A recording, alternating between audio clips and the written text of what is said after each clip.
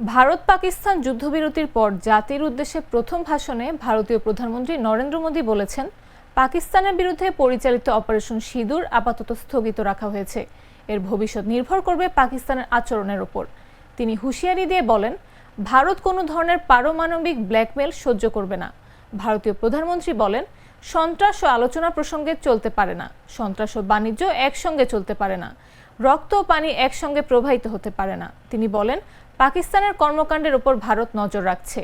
কাশ্মীর প্রসঙ্গে কোনো আলাপ হবে না, তবে তা যদি হয় সন্ত্রাসবাদের অবকাঠামো ধ্বংস ও পাকিস্তান অধিকৃত কাশ্মীর ফেরত দেওয়ার বিষয়ে, তাহলে তা কথা হতে পারে। 22 মিনিটের এই ভাষণে মোদী পাকিস্তান সরকার ও সেনাবাহিনীকে সন্ত্রাসে মদদ দেওয়ার অভিযোগে অভিযুক্ত করেন এবং হুঁশিয়ারি উচ্চারণ করে বলেন, একদিন এটি নিজেরাই তোমাদের ধ্বংস করে দেবে। ऐसी ग्लोबल डिजिटल गवर्नेंस चाहिए जिसमें राष्ट्रीय